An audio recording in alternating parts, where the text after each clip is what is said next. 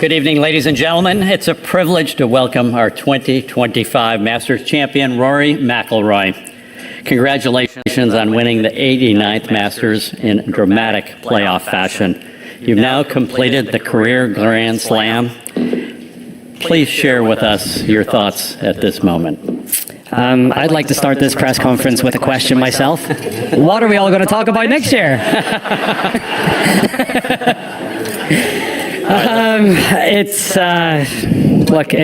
a dream come true. I've dreamt about that moment for as long as I can remember. I mentioned it out in the prize ceremony, but watching Tiger here in 1997 do what he did and winning his first green jacket, I think that inspired so many of my generation to want to emulate what he did. And there were points in my career where I didn't know if I would have this nice garment over my shoulders, but I didn't make it easy today. I certainly didn't make it easy. I was nervous. It was one of the toughest days I've ever had on the golf course. In a funny way, I feel like the double bogey at the first sort of settled my nerves. And it's funny, walking to the second tee, the first thing that popped into my head was John Ram a couple of years ago making double and going on to win. So, at least my mind was in the right place and was at least thinking positively about it. But just a complete roller coaster of a day. It was very tricky out there. It almost felt more like a US Open than a Masters at some points, just with how firm and fast the greens got. But just really proud of how I bounced back from the double on 1, from the double on 13. I don't know if any Masters champions had 4 doubles during the week, but maybe I'm the first. But yeah, just a complete roller coaster of emotions today, and honestly, what came out of me on the last green there in the playoff was, at least 11 years, if not 14 years of pent-up emotion, since 2011. I think it's so ironic as well. I got to my locker this morning and I opened it up and there was a note in there from Angel Cabrera and just wishing me luck. And Angel Cabrera was the player I played with in the final day in 2011.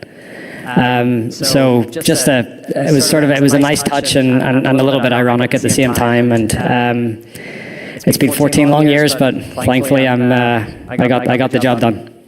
Ewan. Well done, Rory. Thank you. Just expanding on that, and now you've done it, can you expand on the level of difficulty or torture or what it's been like coming back here every year, people speaking about you winning it, not doing it, and I suppose you probably couldn't say things at the time that you thought. How difficult was that in reality? It's very difficult. I think I've carried that burden since August 2014. It's been 11 years. It's nearly 11 years. And not just about winning my next major, but the career Grand Slam. Trying to join a group of 5 players to do it. Watching a lot of my peers get green jackets in the process. It's been difficult, and I've tried to approach this tournament with the most positive attitude each and every time that I've shown up, and I think just the sort of cumulative experience that I've gained coming back here each and every year, I feel like I get a little more comfortable with the shots needed. I talked about it at the start of the week, but there's talking about it and actually doing it, and today was difficult. I was unbelievably nervous this morning, really nervous on the first hole, as you witnessed with the double, but as I said, that sort of calmed me down, and I was able to bounce back and show that resilience that I've talked about a lot. And it was a heavy weight to carry, and thankfully now I don't have to carry it, and it frees me up, and I know I'm coming back here every year, which is lovely. Anne. Congratulations, Rory. No extraordinary achievement comes easy, right? So can you describe how hard you've worked for this and how you've managed to keep the faith? Look, you have to be the eternal optimist in this game. You have to, and I've been saying it until I'm blue in the face. I truly believe I'm a better player now than I was 10 years ago. And I just, it's so hard to stay patient. It's so hard to keep coming back every year and trying your best and not being able to get it done. And, there was points on the back nine today. I thought, have I let this slip again? But again, I responded with some clutch shots when I needed to, and, really proud of myself for that. But it's been a emotionally draining week for a lot of reasons, a lot of just roller coaster rounds and late finishes, and so just absolutely thrilled to be sitting here at the end of the week as the last man standing. Alex Maselli. Rory, you just said it where times today you thought maybe you kind of let it slip by. Can you talk about before the double at 13 when Bryson was clearly falling off and you were pretty much on your own? What happened in your mind when that happened and then you saw all those guys coming after you? Yeah, I thought I played the 13th hole smartly, at least for the first two shots. 3-wood off the tee, laid it up into a good position. I had 82 yards to the pin. It went into a little valley and it was on the upslope.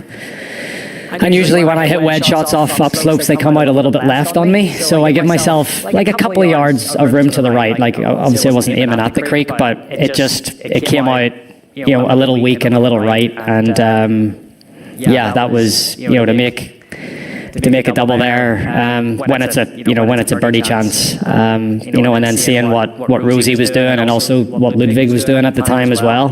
But at the same time, I knew I had 15 to play. The bogey didn't help on 14 either, but I still felt like, I still felt after the tee shot on 15 that I was still in it. I think the one hole that I was not worried about, but it was sort of in the back of my mind was 16 because that was an unusual Sunday pin on 16, probably for the 50th anniversary of Jack Hole on 75. So that was the one it's a very difficult hole location, and to hit the shot that I did, I think the iron shots that I hit coming in, 15, 16, 17, not quite at the last in regulation, but in the playoff, I made a lot of good iron swings, and I think over the last, I don't know how many years, it seems that the people that lead approach at this golf tournament are the ones that usually go on to win or have a very good chance. And I think my approach play for the most part this week was very good, and that showed on the last few holes. John. Rory, if you could go back in time and see yourself here on Sunday night in 2011, what would you see and what would you say?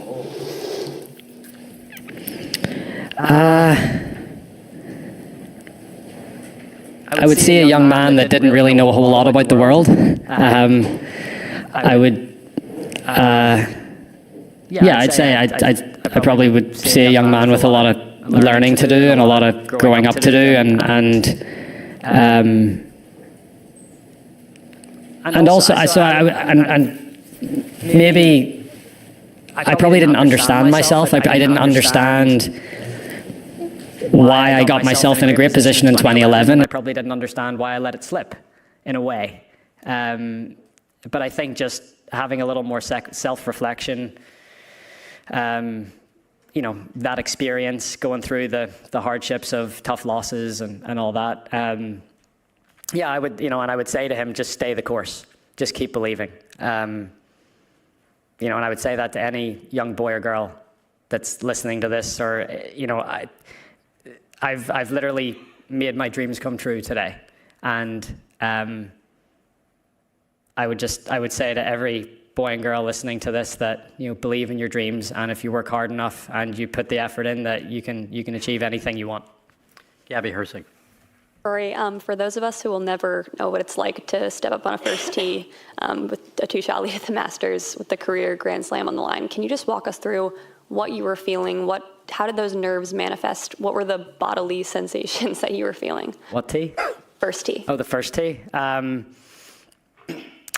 Everything that you would, knot in your stomach. I haven't really had much of an appetite all day.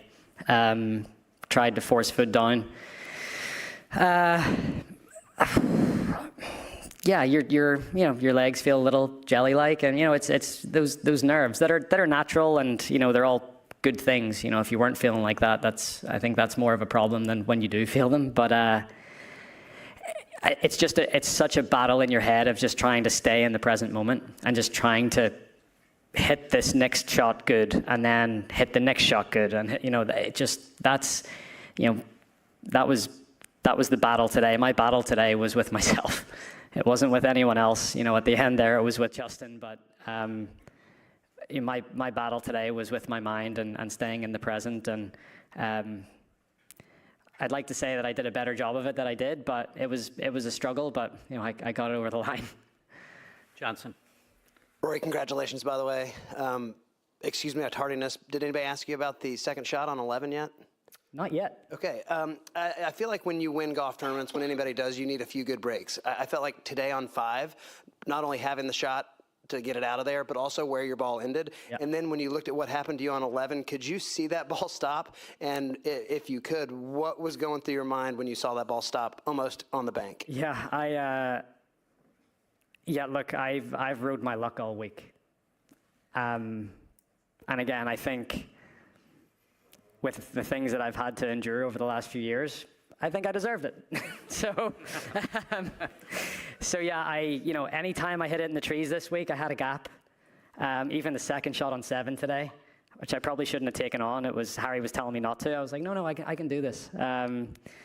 So yeah, I rode my luck all week, and you need that little bit of luck to win these golf tournaments. And I didn't see the ball in 11, but I heard the sort of groan of the crowd as it was rolling towards there, and then the cheer when it stopped, and then I obviously saw it. Actually, Bryson hit a shot in the water, and I was looking at my ball thinking, like, is that going to stay? Like, should I run down and hit it? Like, should I go down and hit it and hit out a turn just to make sure it doesn't roll in? But I got down there, and it was like on a little flat spot, so it was okay. But yeah, it was quite fortunate. Jeff. Rory, a couple more shots. Back to 7, it looked like after that shot, your body language really changed. You even, I think, tipped your cap maybe to Bryson or somebody over there. Dottie. Dottie. Yeah. So that shot, and then also the shot on 15 today, even though you didn't make the eagle putt, it looked like a huge draw. Can you just take us through kind of the dynamics of both shots, because they're kind of iconic, I think, today? Yeah. So 7, I had problems all week with the 7th, 14th, and 17th tee shots, all go in that direction for some reason. I just struggled seeing tee shots. And when I hit it left, I knew where the pin is, or I knew where the pin was, so I knew that the front bunker wasn't bad. I could have chased it up into the front bunker, but I saw a gap, and I was like, well, I could actually get this on the green, and if it gets in that little bowl, it could go close. So it was actually a very similar shot to the shot I played yesterday on 7 from the right trees. Just opened up a 9-iron and hit it as hard as I could. So, but to be able to pull it off was pretty cool, even though I didn't hold that putt either. And then 15. I think it was an advantage. I had 8-iron in my hand, and Bryson hit first and hit it in the water. The breeze had just sort of freshened up, so I switched back to a 7, and then hit that shot. It was one of those where I knew it was enough to cover. If it turned, great, and if it didn't, you're sort of in that right trap, and it's not an easy up and down, but it's a decent miss. So that was the sort of mindset on that one. Jim. Rory, congratulations. Can you describe the internal feeling of joy and relief when you hit your knees on the 18th hole when it was over in the playoff? That was all relief. There wasn't much joy in that reaction. It was all relief. And then the joy came pretty soon after that. But that was, I've been coming here 17 years, and it was a decade plus of emotion that was that came out of me there. What did you say to Justin and vice versa? I just, I congratulated him on a great week. I said ironic how these things happen. We were invited to a dinner by a few members of the club on Tuesday night, and we were the only 2 players at that table, and we were the ones that end up being in the playoff. It's funny how these things work, but he's a great champion. He has displayed so much grace throughout his career. Selfishly, I was happy that it was another Euro in the playoff.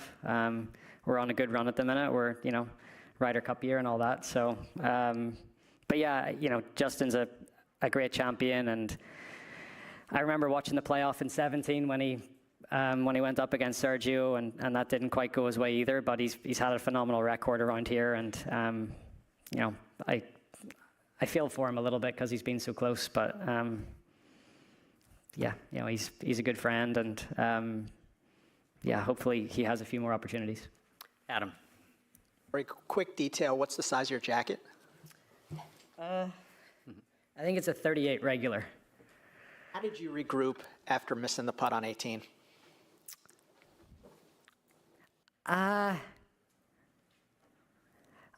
After scoring, Harry and I were walking to the golf cart to bring us back to the 18th tee, and he said to me, "Well, pal, we would have taken this on Monday morning." I'm like, "Yeah, absolutely, we would have." So, that was an easy reset. He basically said to me, "Look, you would have given your right arm to be in a playoff at the start of the week." So that sort of reframed it a little bit for me, and yeah, again, I just kept telling myself, just make the same swing you made in regulation, and I had a great drive up there, and yeah, and the rest is history. And what would you say has been the low point during this drought?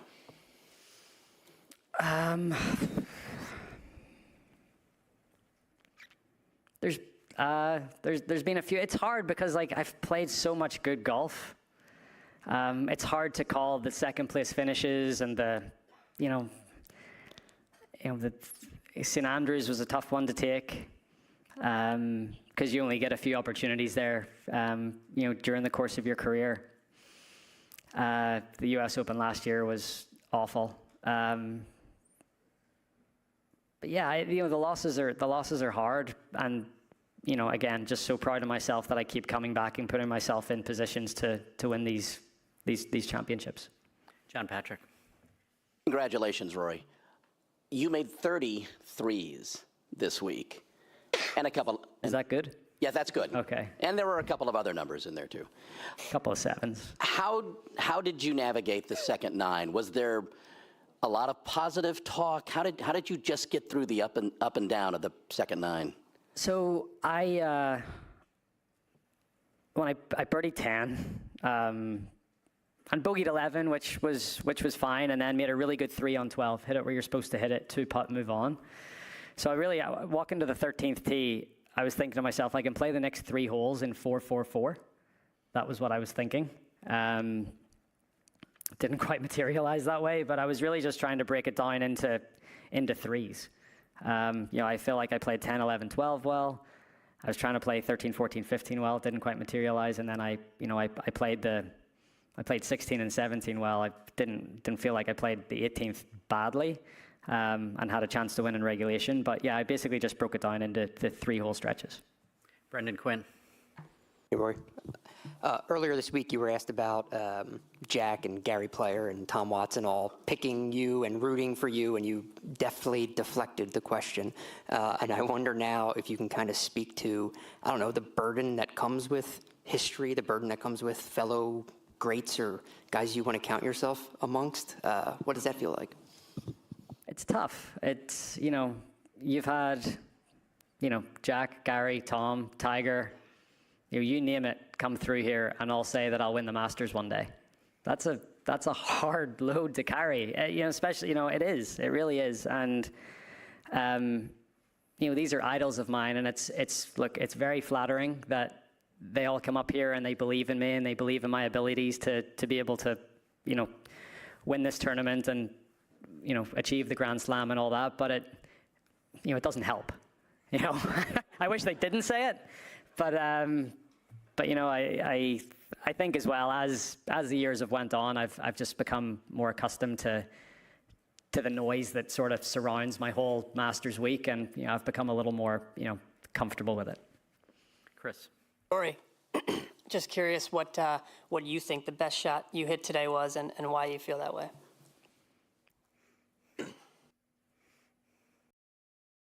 The best shot I hit today was, it could be the second on 7, but I think one of the most important ones for me was the second shot on 3. You know, I started 6-5, hit a good tee shot on 3. That's not an easy second shot, bumping it up that hill.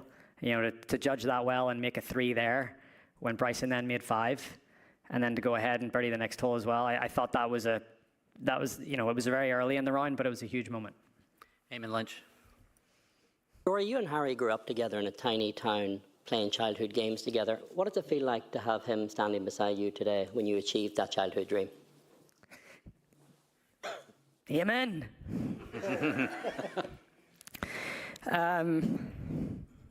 Yeah, I've known Harry since I was 7 years old. I met him on the putting green at Hollywood Golf Club. We've had so many good times together. You know, he's been like a big brother to me the whole way through my life. And to be able to share this with him after all the close calls that we've had, all the crap that he's had to take from people that don't know anything about the game. Yeah, this one is, you know, just as much his as it is mine. He's a massive part of what I do, and I couldn't think of anyone better to share it with than him. Mike Keegan. Congratulations. I just wondered if you could talk us through your plans for tonight and the next few days. I can't imagine you'll be finishing that John Grisham anytime soon. I don't know. I'll stay here tonight. I'll probably head home to Florida tomorrow. And I'd really love to see my mum and dad. They're back in Northern Ireland, so maybe a trip back home at some point during next week. Will you be taking the green jacket to Old Trafford? If it can inspire some better play, absolutely. Just a couple more questions. Claire. Congratulations, Rory. Where does this rank among the best days of your life, and just how proud of yourself are you? It's up there. You know, I'm not going to compare it to life moments like a marriage or having a child, but it's the best day of my golfing life. And yeah, I'm very proud of myself. I'm proud of never giving up. I'm proud of how I kept coming back and dusting myself off and not letting the disappointments really get to me. Talking about that eternal optimist again, and yeah, very proud. Well, Rory, before we go, could you take us through which clubs you use for the birdies as well as in the playoffs, just so we have that for... Sure. So the birdie on 3, I talked about a little, you know, it was a little chip, bump and run up the hill with a lob wedge. I had a 5-iron on the 4th hole. The 9th hole, I hit a 3/4 lob wedge in there. The 10th, I hit 8-iron. The 15th, I hit a 7-iron for my second shot approach, and then on 17, I hit a 8-iron. And in the playoff? And in the playoff, I hit a gap wedge. Yeah. Great. Well, Rory, thank you and congratulations on Thank you so much. incredible accomplishment. Thank you.